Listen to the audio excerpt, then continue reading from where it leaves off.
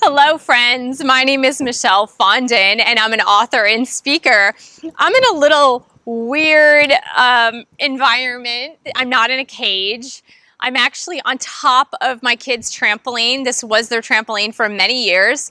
My youngest now is going to be 14 on November 22nd, and so we have had this since he was a baby, and it's moved from Vienna, Virginia to France, back to Virginia, and into a second home in Virginia. So this trampoline's moved quite a few times, and as you can see, it's a little bit of a cloudy day. It's a little bit wet outside, and on the grass there's a lot of mosquitoes. Believe it or not, like you can see some of these leaves here. See these leaves? It's the beginning of October, so the leaves are starting to fall from the trees. And today we're going to talk about our quest for positivity, and I'd like to talk about acts of kindness. And a lot of times when we're really frustrated and things aren't going our way, we have a tendency to complain, we have a tendency to go into the victim mindset and really kind of roll up into a ball and just get super depressed, and we don't want to do anything, and we're not really motivated to create things or go out with friends, or you might have had a breakup, or you might be super sad. And so we have a tendency just to not want to do anything. We have a tendency to just watch TV and shut down. Or maybe you like to play video games and that's your way of not wanting to connect with the world. And it's really easy when things aren't going our way, or when we hit roadblocks and we have a lot of frustrations, we just don't want to do anything. One of the remedies to counteract that negativity or that lack of motivation is to do something good for others, just to do an act of kindness for others. And as some of you know, if you've watched my other videos, especially on alcoholism and addiction, is that I have someone in my life who's very near and dear to my heart, who is an alcoholic. He's currently not in recovery. He was in early recovery and relapsed. And so that situation and circumstance has made me really sad, and it's been an ongoing struggle. And for me, I've really tried to love with detachment and to really love him from afar currently, because there's really nothing that I can do at this point unless if he wants to receive the help that he so desperately needs. And so it really is an internal struggle, and it would be really easy for me to kind of go into myself and be sad about it and not really want to interact with other people.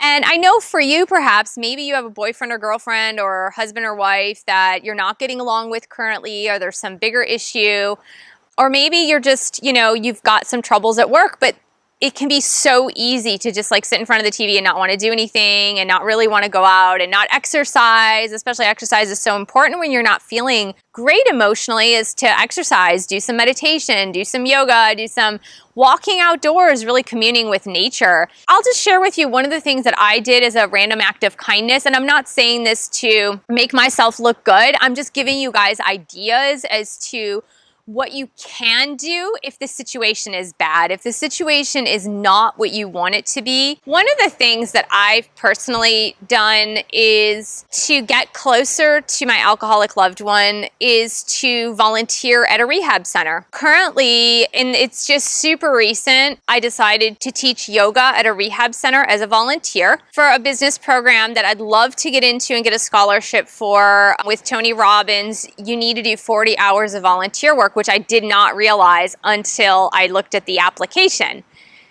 And they wanted you to do it within a calendar year. Well, that may not happen, but I decided, you know what, even if the 40 hours may not happen before this application is due, what I can do is do a number of hours that I can do. And so I really had to think about what I wanted to do. It didn't take me long to think about what I wanted to do. I feel really connected to the recovery community because somehow it's really weird, but when you start to help other people with a problem that you have, it just seems to alleviate the tension of that current problem. For me, it's teaching yoga to people in recovery.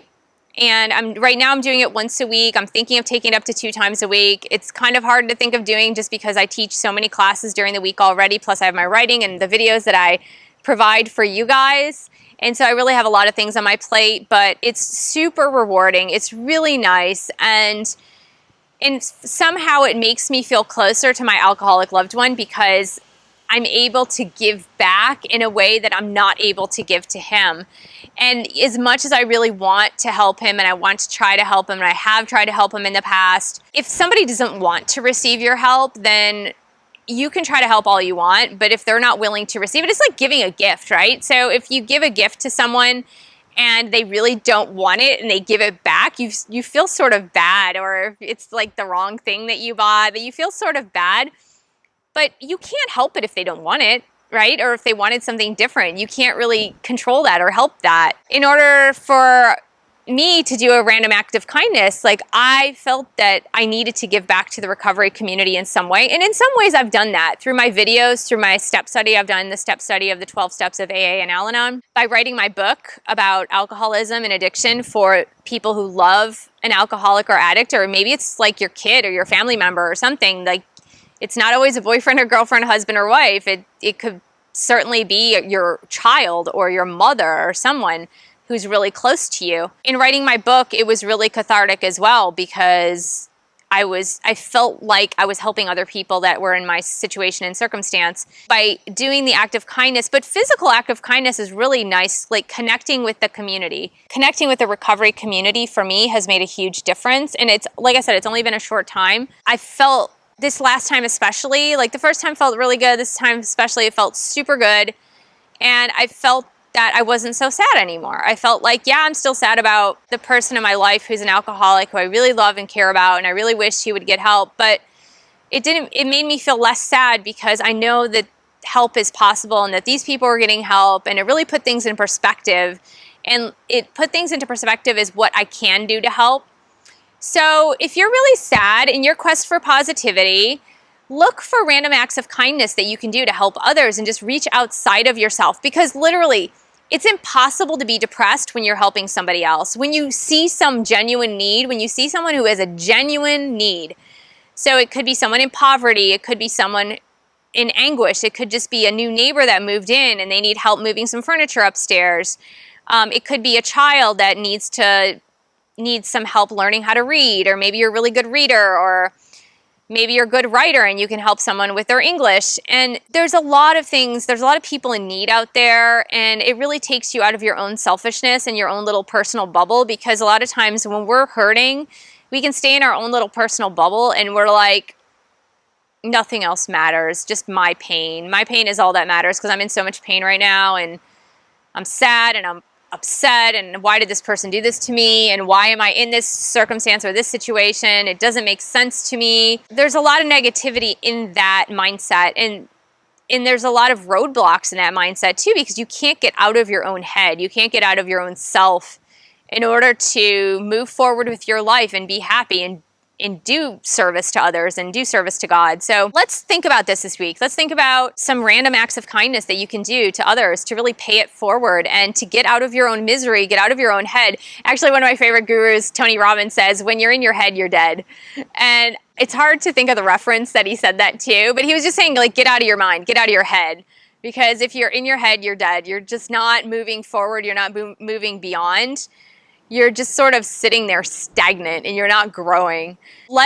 This week, let's just explore this. Let's explore these random acts of kindness that will get you out of your own mindset and into helping others, into helping yourself see the bigger picture. And that's really what this quest is all about. It's about really seeing the bigger picture, that if you were to stand at the top of the universe somehow and look down at the speck that you are so minute in this entire universe. The perspective you need to take is just so much grander, so much bigger. So yes, you are one person, and yes, you do matter, but at the same time, other people matter too.